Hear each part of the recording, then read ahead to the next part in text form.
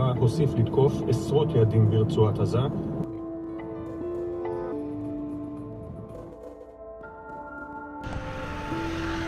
All right, this is Don K-Dial reporting to you here from the Gaza Strip.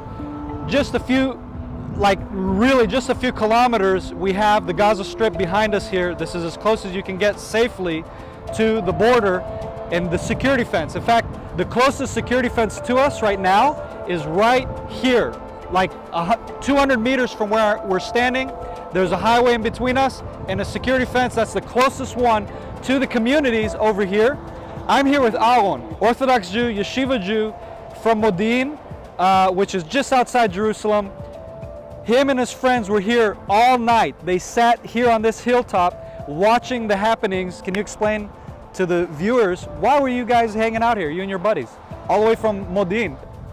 אני גר במרכז, בערך שעה וחצי נסיעה מכאן. I'm going to translate him. I'm about an hour and a half from here. אצלנו במרכז אין איום מהקטיושות והקסאמים שנזרקים, אנחנו חיים בשלום. We're not threatened over where I live. We're living in peace. We don't have any threat of rocket fire. עכשיו, כיוון שככה רציתי לבוא כאן לדרום, לאזור של הגבול, ולראות איך החיים כאן, איך כאן שהם לא בשגרה חיים, ולחיות איתם זה ביחד, ולהשתתף איתם בזה. לכן הגענו כאן אתמול בלילה כבר. So we came here last night to see how are people living under the conditions of the rocket fire, the threat that they have in their lives. We wanted to come and to feel what they're feeling, what they're going through. כן, אז עמדנו כאן בלילה, ראינו כאן, אפשר לראות כאן את הבתים בצד ממול. You can see just right behind me, for example, the houses. עכשיו הכל חשוך. That's the Gaza Strip, by the way, the Gazan houses. הכל חשוך, אז בלילה אתה רואה איך ממש מתוך בתים של אזרחים מהצד השני יוצאים טילים, קסאמים, ולעומת זאת אתה רואה מהצד הישראלי, מהכיוון מזרחי יותר, שיוצא מכיפת הברזל, שזה המערכת המגינה מפני הטילים, ובשמיים את ההתנגשות שמגן. כמובן שיש התראות והזעקות, צבע אדום. So basically what we saw, I mean, it's dark at night, we can't really see what's happening over there, but what we did see is rocket fire coming out from the homes, from the houses, from the inside of where they live, coming out to strike on the civilians here. And then what we saw was the Iron Dome, like he said, just south of us here, intercepting those rocket fires. So that's what he just said, that's what we came, that's what we saw.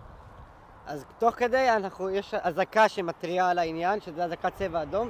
And we have the Red Alert, of course, app telling us that rocket fire is coming. Remember, I told you guys about the Red Alert. You need to get that, and you can be informed wherever you are in the world of what's happening here in Israel. וכאן למטה יש 15-20 שניות לרדת עד למטה, ששם יש מיגוניות שבין הבתים, שאליהם אתה נכנס, וזה מוגן מפני הטילים האלה. So as we heard the alert, we had 15-20 seconds to get to cover just down below here where the homes are. אבל מה שטוב להגיד שרואים את החיים של התושבים האזרחים כאן, שהם שלווים ורגועים, הם שמחים בצד שלהם. What's nice to see is that the people actually living here, what we saw in the morning is how life is starting here, and they're living in peace, they're quiet. איך שהם לא רוצים את הטרור ואת הבלגן, לחיות בצד שלנו בשקט. How they want to live in peace, they don't want to see this terror, they don't want the conflict, in other words.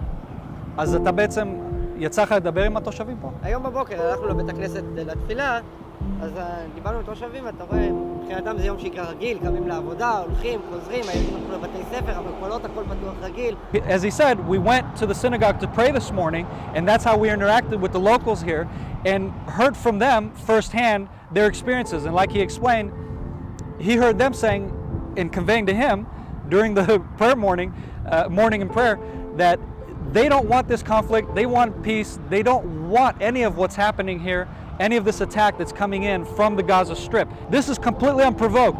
They attacked civilians over here. I'll show you, I'll pan later, but I'll show you there's civilians on this end, just meters away from where we're standing. There's civilians on this end as well, yes, but the rocket fire is coming from civilians by terrorist organizations within the civilian population, so that our Air Force and our military won't strike them, and they target innocent people on this end. They live their lives like any other people in the world. We got Shlomo, one of Aaron's friends that spent the night here. also from Jerusalem, right? Yes. Awesome. We're both from Jerusalem, by the way. But you don't speak with me English because I don't understand, okay? I won't speak to English. You speak whatever you know. I know to say little bit words. Okay? Go for it. Go for it. Because I'm here and I see what going on here. So I wanna say for United States of America and to President Trump, thank you very much about all what you do for Israel, for the Jewish, because you're a man. You do what do you think? What do you think? You don't scare from anything. Anybody, yes. You don't scare. You think something and you do. So everybody, you see me and you see what we say to you. Okay, no. Donald Trump and America do now good things of from Israel and through the Jews of the world. Okay, and this is what they need to do. Okay, to see the Jews, the really, okay, and to do. Okay, so thank you America, thank you Donald Trump, thank you for everybody. You love you love us and all the good of the world. Okay. Yeah. Yes. Thank you. Todachi. Okay, so real quick, guys, to help summarize what these good fellows were saying. Remember, these are yeshiva Jews. They're not. Asidim tzava? Okay, these guys, they're not military. They haven't fought. They're not. These are good boys. They're not bloodthirsty. They're not warriors. They're not bad. They're not terrorists. They're not political. Simple, good Jews here in Israel who have a simple person's opinion. That's the reality on the ground. Fact versus fiction. Fake news, as Trump calls it. Don Kedal from the Gaza Strip, thank you for listening. Shalom.